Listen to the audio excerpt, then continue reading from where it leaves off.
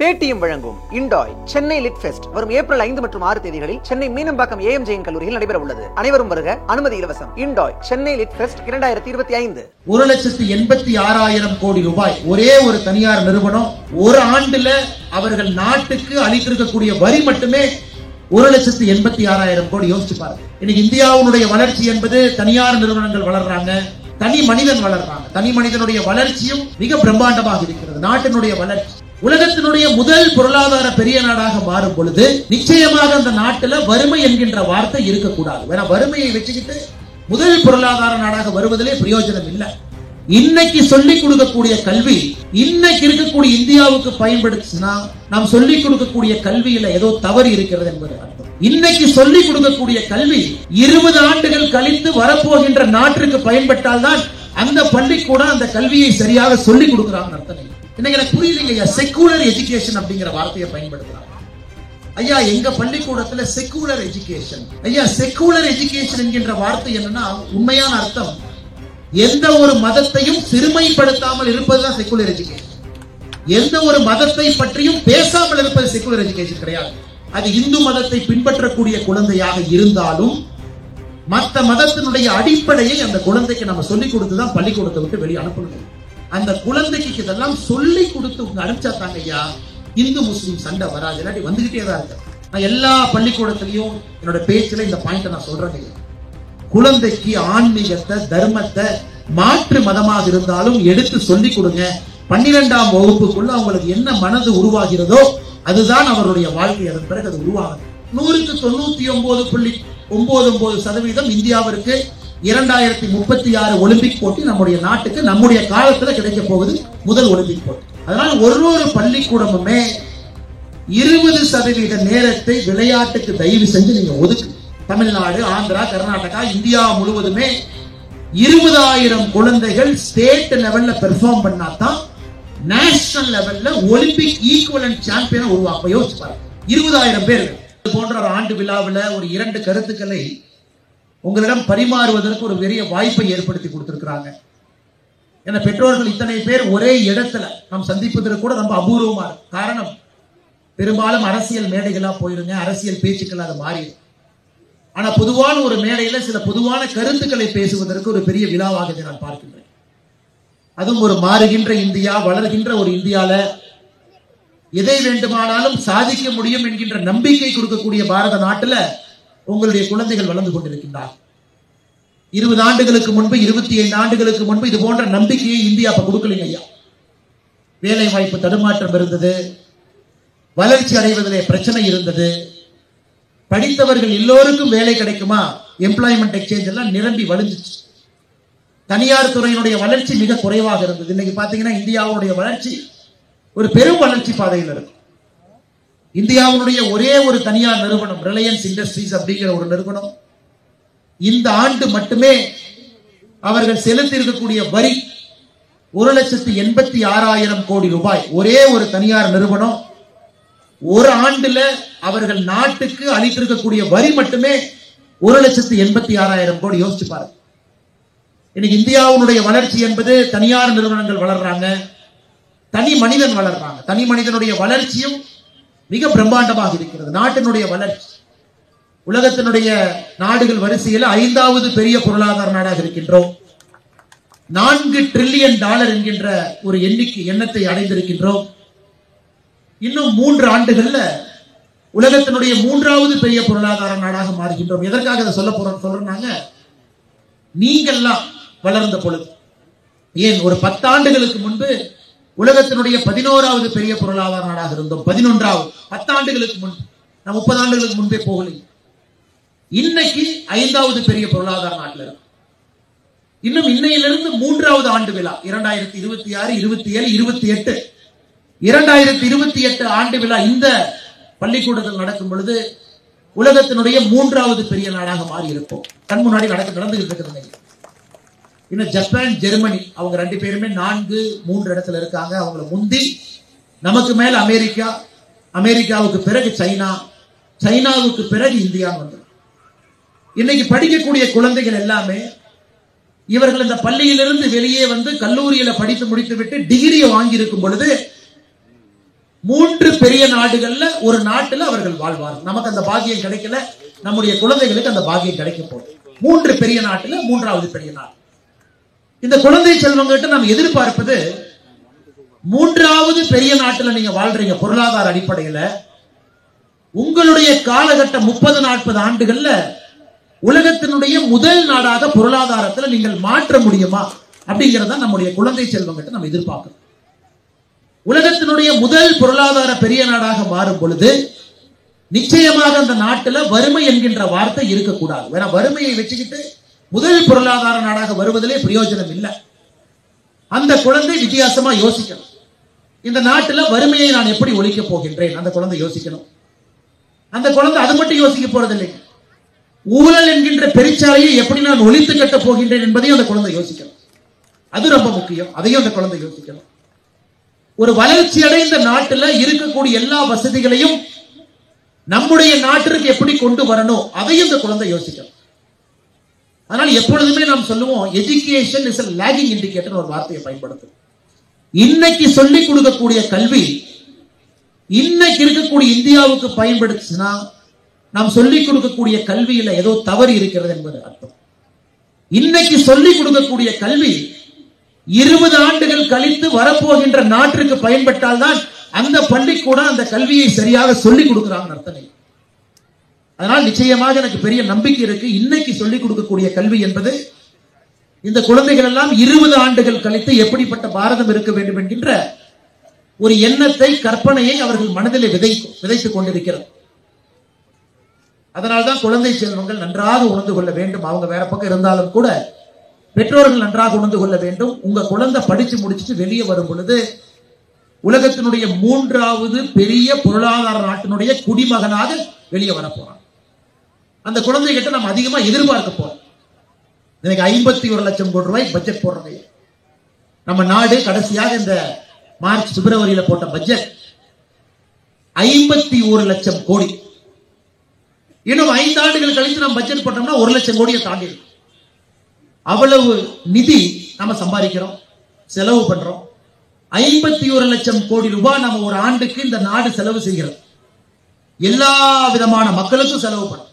ஆர்மிக்கு சம்பளம் கொடுக்கிறோம், நாட்டினுடைய விஞ்ஞான வளர்ச்சிக்கு செலவு பண்றோம், ரோடு போடுறோம், துறைமுகம் கட்டுறோம், கட்டுமான பணிகளை முன்னெடுக்கிறோம், புதிய புதிய விஷயங்களை செய்யறோம், கல்வி கூடங்களை நிறுவுறோம், விவசாய பெருமக்களுக்கு பண உதவி செய்யறோம், புதிய புதிய டெக்னாலஜியை கொண்டு வர்றோம், 100 நாள் வேலை வாய்ப்பு திட்டத்திற்கு பணம் ஒதுக்குறோம். இதெல்லாம் மொத்தமாக சேர்த்து 51 லட்சம் கோடி. 51 லட்சம் கோடி இன்னும் 5 ஆண்டுகள்ல 1 லட்சம் கோடியா மாறும். பட்ஜெட் 1 லட்சம் கோடி இருக்கு. ஒரு நாடு 1 லட்சம் கோடி ரூபாய் பட்ஜெட் போடும் பொழுது அந்த நாடு நிச்சயமாக ஒரு வளர்ந்த நாடாக மாறி இருக்கும். பார்க் வசதிகள், நடக்கின்ற வசதிகள், பயிற்சி கூடங்கள், சுத்தமான காத்து, சுகாதாரமான வாழ்வு, எந்தவித கலப்படம் இல்லாத ஒரு குடிநீர், இதை நோக்கி நாம போறோமா அப்படிங்கறத பெற்றோர்கள் நீங்க உங்க குழந்தைகிட்ட கேட்கணும். இன்னைக்கு பிரச்சனை இருக்கு, நாட்டுல எத்தனையோ பிரச்சனைகள் இருக்கு. மாசு பிரச்சனை இருக்கு, சுத்தமான குடிநீர் நீர்ல பிரச்சனை இருக்கு, வெளிய ரோட்ல போறோம் குண்டும் குழியுமா இருக்கு, ஒரு அரசாங்க அலுவலகத்துக்கு போறோம் இன்னும் லஞ்சம் என்கின்ற பேர் எங்கேயோ உள்ள எட்டி ஒளிஞ்சிருக்கு. ஆனால் நம்முடைய குழந்தையை நீங்க தயார் பண்ணுங்க. சுவாமி விவேகானந்தா அவர்கள் 100 குழந்தையை கொடுன்னு கேட்டாங்க. வெறும் 100 குழந்தை எண்ணிக்கையில கேட்கல, 100 இளைஞர்கள் எப்படி இருக்க வேண்டும் என்று வர்ணிச்சார். விவேகானந்தரை முழுமையா நீங்க படிச்சீங்கன்னா, கடவுளே எனக்கு 100 இளைஞரை கொடுன்னு எங்கேயுமே அவர் கேட்கல. எனக்கு 100 இளைஞர்கள் எப்படிப்பட்ட இளைஞர்கள் வேண்டும் என்று சொன்னார். ஆன்மீகத்திலே ஊறி இருக்கக்கூடிய இளைஞர் வேண்டும், எஃகு போல தோல் இருக்கக்கூடிய இளைஞர் வேண்டும், ஒரு கால்பந்தாட்டத்தை லாகுவாக விளையாடக்கூடிய ஒரு துணிச்சல் மிகுந்த ஒரு இளைஞர் வேண்டும். அவர் அந்த இளைஞன் எப்படி இருக்கணும்னு சொல்லியிருக்காங்க. அந்த இளைஞனை உருவாக்க வேண்டும் என்றால் ஒரு பள்ளிக்கூடத்தில் மட்டும்தாங்க உருவாக்க முடியும். வெல் ரவுண்டட் பர்சனாலிட்டி நமக்கு வேணும். வெல் ரவுண்டட் பர்சனாலிட்டி கல்வியில படிப்புல முதன்மையா இருக்கணும், விளையாட்டுல முதன்மையாக இருக்க வேண்டும், ஆன்மீக ஞானம் இருக்கக்கூடிய இளைஞனா இருக்கணும், நாட்டுப்பற்று இருக்கக்கூடிய இளைஞியாக இருக்கணும். ஒட்டுமொத்தமாக எல்லா அறிவுத்திறனும் சார்ந்து இருக்கக்கூடிய 100 பேர்த்த குடுக்கடவுளே இந்த நாட்டை மாத்திரன் சுவாமி விவேகானந்தா அவர்கள் கேட்டார். இன்னைக்கு பள்ளிக்கூடத்தில் இருக்கக்கூடிய ஆசிரியர் பெருமக்களுக்கும் கூட ஒரு பெரிய பொறுப்பு இருக்கு. இந்த பள்ளிக்கூடத்திலிருந்து வெளியே செல்லக்கூடிய குழந்தை ஒரு வெல் ரவுண்டட் பர்சனாலிட்டியா நம்ம அனுப்புறோமா? வெல் ரவுண்டட் பர்சனாலிட்டி, நல்ல உடல் வாகு இருக்கக்கூடிய ஒரு இளைஞர், நல்லா 12ஆம் கிளாஸ் படிச்சுட்டு ஒரு பையன் வெளியே போகும்போது, பாப்பா வெளியே போகும்போது நல்ல உடல் வாகு, உடல் திறன் இருக்கக்கூடிய, நோஞ்சான் உடம்பாக இல்லாம அப்படியே எஃகு போல இரும்பு போல இருக்கக்கூடிய, தோள்பட்டை இருக்கக்கூடிய குழந்தை வெளியே வர்றாங்க. அது பிசிக்கல் டீச்சர்னுடைய வேலை. அந்த பையனுக்கு பொண்ணுக்கு 12ஆம் வகுப்பு முடிச்சு வெளியே வரும் பொழுது கற்றல் அறிவு திறன் இருக்கா? புத்தக அறிவு மட்டும் கிடையாது, அதை கிரகிச்சு சொல்லக்கூடிய அறிவு இருக்கா? அது ஆசிரியர் பெருமக்களுடைய வேலை. அந்த குழந்தைக்கு ஆன்மீகம் இருக்கா? இந்து மதமோ கிறிஸ்தவ மதமோ இஸ்லாமிய மதமோ எந்த மதமாக இருந்தாலும் அந்த மதத்தை ஆழமாக புரிந்து கொண்ட ஆன்மீக அறிவு இருக்கா? பெற்றோர்களுடைய வேலை. ஒரு புதிய பார்வை, இந்த நாடு எப்படி இருக்க வேண்டும் என்கின்ற பார்வை அந்த இளைஞர் இருக்கா? சமுதாயத்தினுடைய வேலை. அதனாலதான் ஐயா ஒரு பள்ளிக்கூடத்துல சொல்லிக் கொடுக்கக்கூடிய கற்றல் அறிவு என்பது வெறும் 20% மட்டும்தாங்க ஐயா. 80% கற்றல் என்பது பள்ளிக்கூடத்திற்கு வெளியே தாங்க ஐயா கிடைக்கும். இது நான் சொல்லிங்க ஐயா, ஸ்டான்போர்டு பல்கலைக்கழகத்தினுடைய ஒரு ஆய்வறிக்கை சொல்லுது. The nature of learning in a school is less than 20%.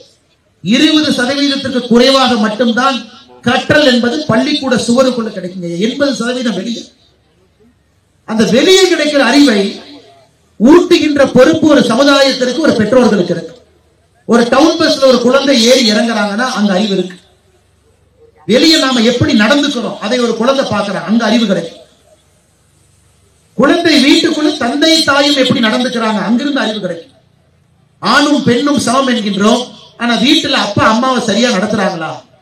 பள்ளிக்கூடத்துல 20% மட்டும்தான். வீட்டுல அப்பா அம்மாவை சரியா நடத்தலைன்னா ஆணும் பெண்ணும் சமம் இல்லை என்கின்ற அறிவு குழந்தைகளுடைய மனசுக்குள்ள போய், அப்பா தன்னுடைய அம்மாவை எப்படி கூப்பிடுறாங்க? வா உட்காரு, ரிமோட் எடுத்து கொடு, அப்படி கூப்பிடுறாங்களா? இல்ல வீட்டுல வேலைகளை எப்படி பகிர்ந்து செய்யறாங்களா? அந்த வீட்டுக்குள்ள பெரியோர்களுக்கான மரியாதை எப்படி கொடுக்கறாங்க? பெரியோர்களுக்கான மரியாதை அந்த வீட்டுல எப்படி இருக்கு? இந்த 80% கற்றல் என்பது பள்ளிக்கூடத்துக்கு வெளியே தாங்க இங்க நடக்குது, பள்ளிக்கூடத்துக்குள்ள நடக்குது. அதனால இங்க இருக்கக்கூடிய ஒரு பெற்றோருக்கும் அந்த மிகப்பெரிய சமுதாய பொறுப்பு இருக்கு. நாம் குழந்தைக்கு அந்த கற்றல் அறிவை வெளியே கொடுத்தால் மட்டும்தான் இந்த 20% இங்கே கிடைக்கக்கூடிய கற்றலை முழுமையாக கிரகிச்சு ஜீரணம் செஞ்சு அந்த குழந்தை சுவாமி விவேகானந்தர் அவர்கள் கேட்ட முழுமையான ஒரு குழந்தையாக இந்த பள்ளிக்கூடத்திலிருந்து வெளியே வரணும். ஒரு சின்ன குட்டி கதை சொல்றாங்க. ஒரு சின்ன குட்டி கதை இந்த நேரத்தில் சொல்ல வேண்டும் என்பது என்னுடைய ஆசை. ஒரு விவசாயி, அந்த விவசாயிக்கு ஐயா ஒரு குதிரை இருக்கு. அது போருக்கு போகக்கூடிய குதிரை, போர் குதிரை. பக்கத்தோடத்துல ஒரு விவசாயி, அந்த விவசாயிக்கு ஒரு போர் குதிரை. இந்த விவசாயினுடைய போருக்கு போற குதிரை ஓடி இருந்துங்க ஐயா, தோட்டத்துல இருந்து குதிரை ஓடி இருக்கு. இப்ப நம்ம கிராமத்து பகுதியில பாத்தீங்கன்னா மாடு இறந்து விட்டாலும் கூட ஊரே கிளம்பி நம்ம தோட்டத்துக்கு வருவாங்க. என்னங்க மாடு செத்து போச்சுங்களா? அந்த காலத்துல இப்பவும் இருக்குது கிராமத்துல. ஆடு செத்து போனா கூட வீட்டுக்கு வந்து ஒரு மனிதன் இறந்ததை போல துக்கம் விசாரிக்க நம்ம கிராமத்துல வருவாங்க. அவங்க வீட்டுல மாடு செத்து போச்சுங்க, ஆடு செத்து போச்சு. குதிரை ஓடி போனே பக்கத்து வீட்டு விவசாயம் எல்லாம் வர்றாங்க. அண்ணே என்ன பெரிய துரதிருஷ்டம் பாருங்க, ஒரு குதிரை ஓடி போச்சு அண்ணே, பாவனே நீங்க. இந்த விவசாயி சொல்றாரு, என்ன பண்றது, என்னோட கருமா, நான் வளர்த்த குதிரை என்னை விட்டு ஓடி போயிடுச்சு பாருங்க ஆண்டவனே. சரியாக 1 மாதம் கழித்து அந்த நாட்டுல போர் வருது. அந்த ராஜா எல்லோருக்குமே ஒரு தண்டோரா போடுறாரு. எந்த தோட்டத்துல போர் குதிரை இருக்கோ எல்லாரும் போர் குதிரை எடுத்துட்டு சண்டைக்கு வாங்க. பக்கத்து தோட்டத்துக்காரர் குதிரை ஓடி போல, தோட்டத்திலே குதிரை இருக்கு, அவருக்கு வேற வழியே இல்லை, குதிரை எடுத்துட்டு சண்டைக்கு போறார்.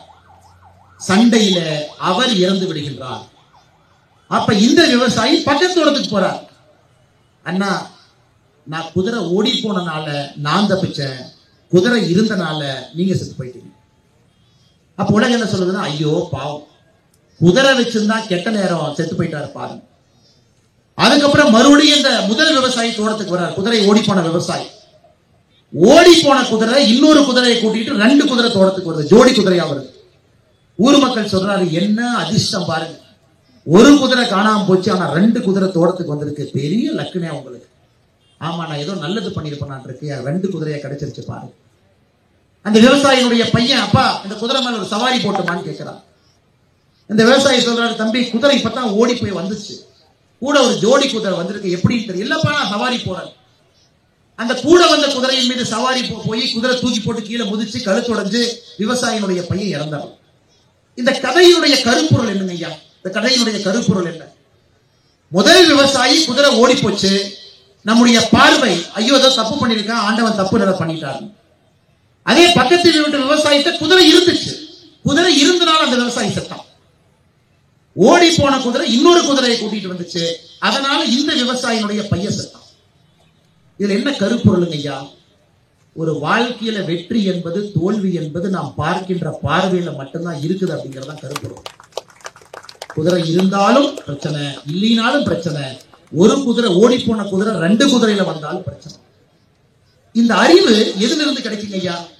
பாட புத்தகத்திலிருந்து கிடைப்பதற்கு வாய்ப்பே இல்லை. ஆன்மீக அறிவு இருந்தால் மட்டும்தான் ஒரு வாழ்க்கையை சமமாக பார்க்கக்கூடிய ஒரு பண்பு கிடைக்கும்.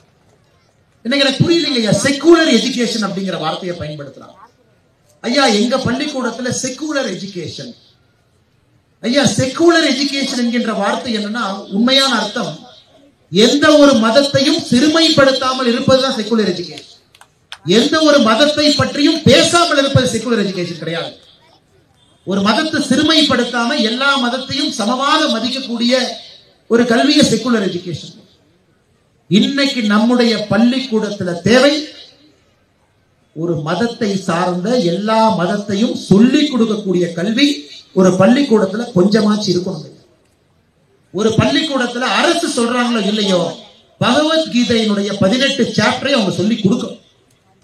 8ஆம் கிளாஸ் ஆரம்பிச்சு 12ஆம் கிளாஸ் முடிக்கும் பொழுது அந்த குதிரைக்கு ஸ்லோகம், குழந்தைக்கு ஸ்லோகம் தெரிஞ்சிருக்கும், பகவத்கீதையினுடைய கருப்பொருள் தெரிஞ்சிருக்கும். ஒரு மகாபாரதம் ஒரு குழந்தைக்கு ஒரு பாடமாக சொல்லி கொடுக்கப்பட்டிருக்க வேண்டும். அந்த குழந்தை மேடையின் மீது ஒரு நாடகம் போடும் பொழுது அதில் ஒரு பகுதியை எடுத்துங்க பண்ணணும். அதே குழந்தைக்கு ஒரு பேசிக் குரான்ல என்ன சொல்றாங்க ஒரு புரிதல். அது இந்து மதத்தை பின்பற்றக்கூடிய குழந்தையாக இருந்தாலும் மற்ற மதத்தினுடைய அடிப்படையை அந்த குழந்தைக்கு நம்ம சொல்லிக் கொடுத்துதான் பள்ளிக்கூடத்தை விட்டு வெளியே அனுப்பணும். கிறிஸ்துவ மதத்தினுடைய அடிப்படையும் அந்த குழந்தைக்கு தெரிஞ்சிருக்கணும். லென்ட்னு சொல்றாங்களே அப்படின்னா என்ன? 7வது நாள் ஓய்வெடுக்க வேண்டும் என்று சினகாக் ஜூ கம்யூனிட்டி சொல்றாங்களே அது என்னது? அந்த குழந்தைக்கு இதெல்லாம் சொல்லி கொடுத்து அனுப்பிச்சா தாங்க ஐயா இந்து முஸ்லீம் சண்டை வராது. இல்லாட்டி வந்துகிட்டே தான் இருக்கு. ஏன்னா அடிப்படை புரிதல் கிடையாது. ஒரு மதத்தின் பற்றி நமக்கு தெரியாது. நம்முடைய மதத்தை உயர்ந்த மதமாக நினைத்துக் கொண்டிருக்கின்றோம், தவறில்லை. நம்முடைய மதத்தை உயர்ந்த மதமாக நினைக்கும் பொழுது இன்னொரு மதத்தை தாழ்வாக ஏன் சில பேர் நினைக்கிறாங்கன்னா அந்த மதத்தை பற்றி புரிதல் அவங்களுக்கு இல்லை. ஆனா நம் செக்குலர் எஜுகேஷன் என்கின்ற போர்வையில ஒரு பள்ளிக்கூடத்தில் இதையெல்லாம் பிடுங்கி எரிந்து விட்டோம். அதனால என்னுடைய அன்பான வேண்டுகோள், ஒரு பள்ளிக்கூடத்துல ஒரு basic knowledge and Dharma, basic knowledge and philosophy, எல்லா மதத்தினுடைய அடிப்படை புரிதல் ஒரு குழந்தைக்கு தெரிந்தால் மட்டும்தான் அந்த குழந்தை ஒரு மனிதன சகோதரனாக சகோதரியாக எல்லா மனிதனையும் சமமாக, இன்னொரு மதமாக இருந்தாலும் அந்த மதத்தில் இருக்கக்கூடிய நல்ல விஷயங்களை அந்த குழந்தை கையில் எடுக்க முடியும். நான் எல்லா பள்ளிக்கூடத்திலையும் என்னோட பேச்சில இந்த பாயிண்ட் நான் சொல்றேன். குழந்தைக்கு ஆன்மீகத்தை தர்மத்தை மாற்று மதமாக இருந்தாலும் எடுத்து சொல்லிக் கொடுங்க. 12ஆம் வகுப்புக்குள்ள அவங்களுக்கு என்ன மனது உருவாகிறதோ அதுதான் அவருடைய வாழ்க்கை. அதன் பிறகு அது உருவாகுது. அதையும் செய்ய வேண்டும் என்கின்ற ஒரு அன்பார்ந்த வேண்டுகோளை இந்த அற்புதமான பள்ளிக்கூடத்தில் இருக்கக்கூடிய பெற்றோர்களுக்கு, அன்பு சொந்தங்களுக்கு இந்த நேரத்தில் நான் வேண்டி உங்களிடம் தெரிவித்துக் கொள்கின்றேன். கடைசியாக இன்னொரு விஷயம், ஏன்னா இந்தியால எல்லா வருஷமும் நம்ம சொல்றது ஒலிம்பிக் போட்டிகள் நடக்கும். இப்பதாங்க ஐயா பாரிஸ் நடந்து முடிஞ்சிச்சு. அடுத்த ஒலிம்பிக் போட்டி 2028 பிரிஸ்பேன் ஆஸ்திரேலியா, 2032 ஒரு ஒலிம்பிக் போட்டி நடக்கிறதுக்கு, 2036 இந்தியாவில் ஒலிம்பிக் போட்டி நடத்துவதற்காக நம்ம ரெடி ஆயிட்டோம். குஜராத்தினுடைய அரசு அதுக்காக தனியா ஒரு ஜிஓ போட்டு 650 ஏக்கரை வாங்கி வேலையை ஆரம்பிச்சுட்டாங்க. அதற்காக இந்தியாவில் ஒலிம்பிக் குழுவுக்கான ஒரு குழுவை போட்டு நம்ம ப்ரொபோசலை இப்ப கொடுக்க போறோம். இன்னும் 6 மாதத்துல இந்தியாவிற்கு அந்த ஒலிம்பிக் போட்டி கிடைக்குமா கிடைக்காதா என்கின்ற செய்தி நமக்கு தெரிய போது 100க்கு 99.99% இந்தியாவிற்கு 2036 ஒலிம்பிக் போட்டி நம்முடைய நாட்டுக்கு நம்முடைய காலத்துல கிடைக்க போகுது. முதல் ஒலிம்பிக் போட்டி இன்னைக்கு இப்ப இருந்துங்க ஐயா 11 வருஷம் 11 இயர்ஸ். இப்ப 2025 2036 11 ஆண்டுகள். இந்த 10 ஆண்டுகள் இந்தியாவில் நம்முடைய குழந்தைகளை விளையாட்டை மையமாக வைத்து 10 ஆண்டுகள் ஒரு பள்ளிக்கூடமும் குறைந்தபட்சம் 20% நேரத்தை அடுத்த 10 வருஷத்துக்கு ஒதுக்கணுங்க. 10 கம்யூனிஸ்ட்காரன் பாத்தீங்கன்னா சைனால இப்படித்தான் ஆர்டர் போடுவோம். சைனால 2008 பீஜிங் ஒலிம்பிக்ஸ் 20 ஆண்டுகள் தயாரிப்பு, எல்லாரும் 20% நேரத்தை விளையாட்டு கொடுங்க. அதனால்தான் எங்கேயோ இருந்த சைனா இன்னைக்கு ஒலிம்பிக் போட்டியில 2வது 3வது இடத்துல வந்து நின்றுட்டு இருக்கிறாங்க. நாம 140 கோடி பேர் இருக்கக்கூடிய நாட்டுல அந்த மெடல் பதக்கத்தை தேடுறோம். செல்போன்ல முதல் பக்கத்தை காணா, 2வது பக்கத்தை காணா, 3வது பக்கத்தை காணா, 4வது பக்கத்தை காணா, 5வது பக்கத்துல ஒரு பிரான்ஸ், ஒரு சில்வர், ஏதாச்சும் ஒரு கோல்டு, மொத்தமா 4 மெடல் எங்கேயோ கடைசியில் இருக்கிறோம். இது நாம் இந்த 10 ஆண்டு காலம் இந்தியாவில் நாம் செய்ய வேண்டிய கடமை இல்லையா? நம்ம ஊர்ல 2036 ஒலிம்பிக் போட்டியை வச்சுக்கிட்டு நாம 4 மெடல் வாங்கினா யாராச்சும் ஏத்துக்குவாங்களா ஐயா? சைனாவுடைய பீஜிங்ல ஒலிம்பிக் போட்டி நடந்த பொழுது சைனாக்கார உலகத்துல 2வது இடத்துல வந்து நின்னாங்க ஐயா. 2வது இடத்துல வந்து நின்னாங்க. இந்த செய்தியும் நாம் பேச ஆரம்பிக்கலாம். ஒரு வித்தியாசமா இருக்கு. ஏன் யாருமே இந்த ஒலிம்பிக் போட்டியை பத்தி, விளையாட்டை பத்தி பேசினா புரியல. 10 ஆண்டுகளுங்கிறது நீங்க கண்ணை தொடச்சு என்றைக்கு முன்னாடி 2036 ஒலிம்பிக்ஸ் வந்து நிற்குங்க. எந்த மாநிலத்துக்கு வரும் தெரியாது. இன்னைக்கு குஜராத் மாநிலம் அவங்களுக்கு ஆசை, நாங்க அகமதாபாத் கொண்டு போனோம். தமிழ்நாடு அரசும் கேட்கலாம், எங்களுக்கு சென்னை கொடுங்க, கோயம்புத்தூர் கொடுங்க. எல்லா மாநிலமும் இந்தியாவுக்கு வந்த பிறகு போட்டி போட ஆரம்பிப்பா. ஆனா இன்னைக்கு நாம தயாரிப்பு ஆரம்பிச்சிருக்காங்க ஐயா. 10 ஆண்டுகள்ல மெடல் கிடைக்கும். அதனால ஒரு பள்ளிக்கூடமுமே 20% நேரத்தை விளையாட்டுக்கு தயவு செஞ்சு நீங்க ஒதுக்கு. விவேகானந்தர் ஐயா சொன்னது போல நல்ல உடல்வாக இருக்கக்கூடிய இளைஞன் கிடைப்பான், சகோதரி கிடைப்பாங்க. ஒரு லக்கு, நல்ல டேலண்ட் இருந்தா நமக்கு ஒரு ஒலிம்பிக் மெடல் கிடைக்கும். ஐயா ஒரு ஒலிம்பிக் மெடல் கிடைக்கணும்னா 20,000 பேர் முதல் ரவுண்ட்ல ஆரம்பிச்சாதான் அந்த போட்டியில ஒரு சாம்பியன் ஒலிம்பிக் ஸ்டாண்டர்டுக்கு கிடைப்பாங்க. அப்ப 20,000 பேர் போட்டி போடணும் ஒரு ஒலிம்பிக் சாம்பியனுக்கு. தமிழ்நாடு, ஆந்திரா, கர்நாடகா, இந்தியா முழுவதுமே 20,000 குழந்தைகள் ஸ்டேட் லெவல்ல பெர்ஃபார்ம் பண்ணாதான் நேஷனல் லெவல்ல ஒலிம்பிக் ஈக்குவலன்ட் சாம்பியனை உருவாக்க. யோசிச்சு பாருங்க, 20,000 பேருக்கு இருக்கக்கூடிய டேலண்ட் தான் ஒரு டேலண்ட் ஒலிம்பிக் மெடலா மாறுது. நீங்க இந்த ஆண்டு, அடுத்த ஆண்டு 2 உங்களுக்கு ஆனுவல் லீவ் கிடைக்குது. ஏப்ரல் மே மாசம் கிடைக்குது. 60 நாள் கிடைக்குதுங்க. உங்க குழந்தைக்கு 5 கேம் போடுங்க. 5 கேம் போடுங்க. ஃபுட்பால், உங்களுக்கு பிடிச்ச 5 கேம். ஹேண்ட் ஐ, ஆர்ச்சரி, ஷூட்டிங், ஃபுட்பால். உடம்புடைய மேல் பாகம் அது ஒரு கேம், உடம்புடைய கீழ் பாகம் ஒரு கேம். இந்த கைனடிக் மோஷன், கண்ணு கோஆர்டினேஷன் ஒரு கேம். நீங்க 5 கேம் போட்டு 2 வருஷத்துல கண்டுபிடிங்க அந்த குழந்தைக்கு என்ன பிடிச்சிருக்கு, எந்த கேம் விளையாடுறாங்க. அந்த கேம் வாழ்க்கையா மாத்தும். எல்லா சனி ஞாயிறும் விளையாட முடியும். அது என்ன ஆகுனாங்க ஐயா, ஒரு தன்னம்பிக்கை அந்த குழந்தைக்கு கிடைக்கும். ஒரு என்ட்ரன்ஸ் எக்ஸாம் படிக்கிறத விட ஒரு கேம்ல நீங்க போட வச்சீங்கன்னா என்ட்ரன்ஸ் எக்ஸாம் ஈஸியா பாஸ் பண்ணிட்டு வெளியே வருது. ஏன்னா மைண்டினுடைய சக்தி அவ்வளவு பெருசா வளரும். ஏன்னா நம்முடைய ஜெனரேஷனுக்கு அந்த வாய்ப்பு இல்லை. படிக்கணும், சம்பாதிக்கணும், வேலைக்கு போகணும், கஷ்டப்பட்டு நம்ம வளர்ந்தோம். ஆனா நம்ம குழந்தைக்கு ஒரு பெரிய பாக்கியம், நீங்க கஷ்டப்பட்டு வளர்ந்துகிட்டு இருக்கீங்க. உங்க குழந்தைக்கு அந்த கஷ்டத்தை கொடுக்க வேண்டிய அவசியம் இல்லை. குழந்தைக்கு அந்த வாய்ப்பை நீங்க கொடுக்கலாம். அதனால் பெற்றோர்கள் தயவு செஞ்சு உங்க குழந்தைய ஒரு விளையாட்டுல நீங்க போட்டுங்கய்யா, கண்டுபிடிச்சு 2036 ஒலிம்பிக் கேம்ல ஒரு கோல்டு வாங்கி கொடுத்துருங்க. அதான் நான் கேட்கிறேன். ஃபர்ஸ்டோ செகண்டோ 2036 வர்றோம்னா 200 மெடல் வேணும். இப்ப நம்ம 4 மெடல் இருக்கோம், 200 வேணும். 4ல இருந்து 200க்கு போகணும் 10 வருஷத்துல. அப்ப இது எவ்வளவு முக்கியத்துவம் வாய்ந்தது என்பதை நீங்கள் உணர்ந்து கொள்ள வேண்டும் என்று அன்போடு இந்த நேரத்தில் உங்களை கேட்டுக்கிறேன்.